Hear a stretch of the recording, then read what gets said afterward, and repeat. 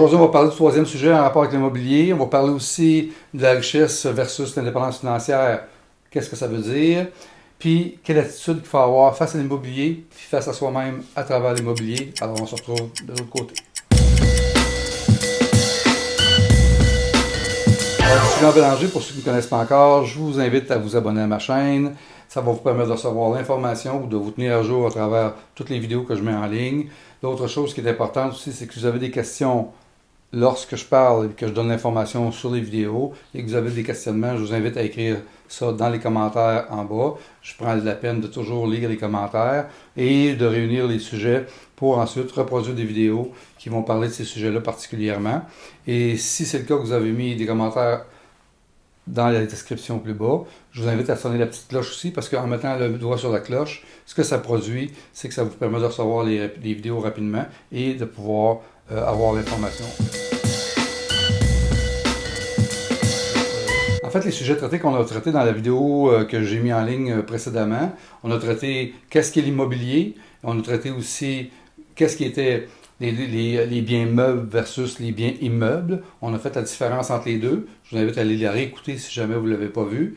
Et on a aussi se posé la question de savoir sur quel type d'investisseur est-ce que vous êtes ou peut-être quel type d'investisseur est-ce que vous aimeriez être. C'est l'autre question qu'on s'est posée. Puis aujourd'hui, notre sujet va être simple. Notre sujet va être sur qu'est-ce que l'indépendance financière et qu'est-ce que la richesse. La différence entre les deux, c'est vraiment important de faire cette différence-là. Je vais tenter de vous résumer en quelques minutes qu'est-ce qui est ma définition personnelle à moi de l'indépendance financière et je vais sûrement y revenir à travers plusieurs vidéos parce que c'est un sujet, premièrement, qui est simple, mais qui est vaste et complexe à traiter. Alors, l'indépendance financière, c'est bien entendu le terme indépendance financière, c'est, je dirais, très relatif. Et relatif à quoi? Bien, relatif à toutes sortes de choses. La définition, elle est variée. La définition varie vraiment là, pour chacun d'entre nous, selon des choses très précises. Ça va aller selon notre perception, ça va aller selon nos croyances et aussi selon nos ambitions dans la vie. Alors, l'indépendance financière, c'est certain que c'est un sujet qui n'est pas tout à fait facile à traiter parce que pour chacun d'entre nous, ça a une variance qui est vraiment différente là, selon nos origines et selon aussi notre éducation et selon notre environnement social. C'est des choses qui sont beaucoup à prendre en considération quand on veut parler d'indépendance financière ou de richesse. C'est des sujets qui sont importants à traiter de la bonne façon. Alors, c'est sûr qu'aujourd'hui, je ne vais pas parler de richesse, parce que la richesse, c'est un autre étape. Aujourd'hui, ce que je vais parler, c'est de la liberté financière. Être libre financièrement, c'est quoi? La question, c'est qu'est-ce que l'on considère comme étant être libre financièrement? Où ça commence, où ça s'arrête pour chacun? Alors, laissez-moi vous partager ce que représente la liberté financière pour moi. En fait, pour moi, c'est un équilibre entre le temps et l'argent. C'est basé sur des choix d'actions volontaires, faites au quotidien et planifiées surtout par qui? Pas par notre patron, là. Pas par tout le monde, par soi-même. Alors, c'est vraiment quelque chose qui est planifié par soi-même. Alors, malheureusement, pour la plupart d'entre nous, je m'y inclus dans ça, là, le entre nous. Là. Très jeune, on se laisse involontairement, je dirais, là, influencer par notre environnement.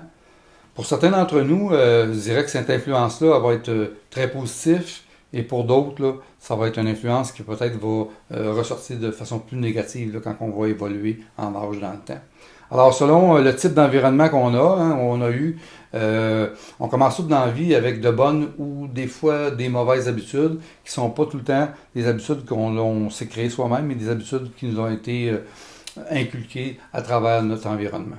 Alors, par la suite, ce qui se produit, c'est que ces influences-là qu'on a eues plus jeunes, ce que ça produit, c'est que quand on embarque ou on commence dans la vie, puis on commence au niveau du travail, tout ça, bien, ces influences-là nous font prendre des décisions. Puis ces décisions-là sont des décisions qui sont financières, puis souvent qui ont des conséquences qui sont, je dirais, peut-être positives pour certains et négatives pour certaines autres personnes. Alors, c'est important d'en prendre conscience, surtout quand on arrive à un certain âge. À un moment donné, on peut commencer à faire de l'auto-analyse beaucoup plus que quand on est plus jeune ou qu'on est plus influencé par notre environnement.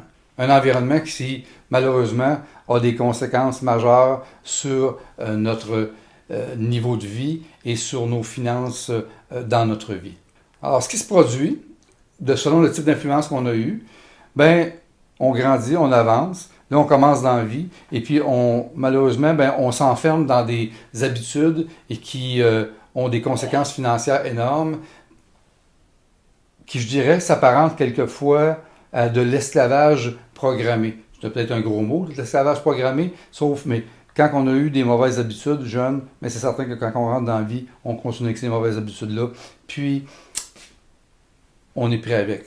C'est ça qui est le pire. Alors, on va juste retourner un petit peu en arrière, puis souvenez-vous quand vous avez commencé à travailler. Tu sais, vous autres, quand vous avez commencé à travailler jeune, moi je me souviens quand j'étais jeune, là, j'ai commencé à travailler, et puis pour plusieurs d'entre nous, dans mon cas, moi, je reste encore chez mes parents. Bien entendu que je vivais là. Alors, ça s'est passé comme ça pour moi. Peut-être même chose pour vous. Et la majorité de mon salaire, quand j'ai commencé à travailler, passait à faire quoi? Bien, passait à faire des dépenses. Puis des dépenses, je dirais, qui sont à l'occasion plus ou moins utiles. Puis des fois, même, je dirais, un peu futiles. Mais c'est le genre de situation dans laquelle on se retrouve souvent. En plus, je pensais que j'étais riche. Et bien, vous pensez, c'est sûr que quand que tu vis chez tes parents, puis que tout ce que tu as dans ta vie avant, c'est un petit peu d'argent de poche, et puis un petit peu de travail ici et là, puis de l'argent qui est souvent donné par nos proches, mais quand tu tombes avec un salaire, tu as vraiment l'impression d'être plus riche.